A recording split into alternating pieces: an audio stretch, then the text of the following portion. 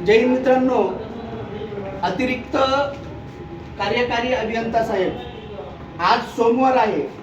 आज परळी शहरातल्या या ऑफिसमध्ये जी यांची ड्युटी असते, तर इथं आज हे गैरहजर आहेत. एक 2-3 दिवसापूर्वी आलो होतो, त्यांनी सांगितलं सोमवारी येणार आहेत, बाकीच्या कर्मचाऱ्यांनी सांगितलं, पण आता 12 वाजता आहेत, परंतु इथं यांच्या कॅबिनला लॉक आहे.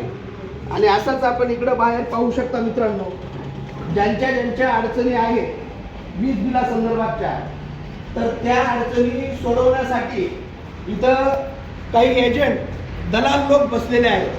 तर ते अशा प्रकारे बाहेर सेटलमेंट करणे आणि आपलं वीज मीटर जुना असेल, किती बिल झालं असेल तर ते काढून घेणे आणि नंतर नवीन बिल देणे, आणि ही शासनाची चोरी करणे आणि शासनाचा महसूल सरकारी खात्यामध्ये जाण्याऐवजी ह्या भ्रष्ट अधिकारी आणि नेत्यांच्या खिशामध्ये जातो.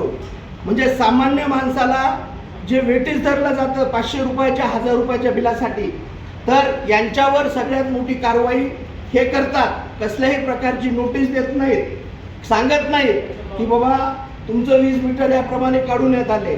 पूर्णपणे लोकशाहीची हत्या करून इथं फक्त परळी शहरामध्ये MSEB कार्यालयात फक्त हुकुमशाही चालू आहे. आणि अशाच प्रकारची अवस्था ही फक्त परळी शहराची नाही, तर संपूर्ण महाराष्ट्र राज्याची झालेली आहे. आता यावर मुख्यमंत्री, ऊर्जा मंत्री आणि सर्व संबंधित प्रशासकीय कार्यालयांनी लक्ष देणं गरजेचं आहे. कारण वीज आज ही सामान्य माणसाची, प्रत्येकाची मूलभूत गरज झालेली आहे. आणि त्यासाठी जर त्याला परेशान व्हावं लागत असेल, अजून काही मी बरेचसे इथं केस पाहिले मित्रांनो, ज्यांच्या घरी सोलार आहेत, तर ते सोलार संदर्भामध्ये मला तेवढा अभ्यास नाही, पण ते त्यांची सुद्धा वीज काहीतरी MSEB कार्यालयाकडून त्यांना जाते, नंतर पुन्हा MSEB कार्यालयाला येते. पण तसे ते सोलार धारक सुद्धा त्या विजेच्या समस्येविषयी आपल्याला MSEB कार्यालयामध्ये आढळून आले आहेत.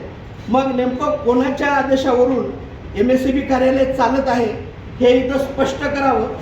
आणि या परळी शहराकडे कोणी लक्ष देणारा एक प्रामाणिक नेता आणि प्रामाणिक माणूस आहे का नाही हे मुख्यमंत्र्यांनी, ऊर्जा मंत्र्यांनी तपासावं आणि त्या प्रकारे यांच्यावर कार्यवाहीचे आदेश द्यावेत आणि त्या चौकशी करावी, ही मी मुख्यमंत्र्यांना नम्रपणे विनंती करतो.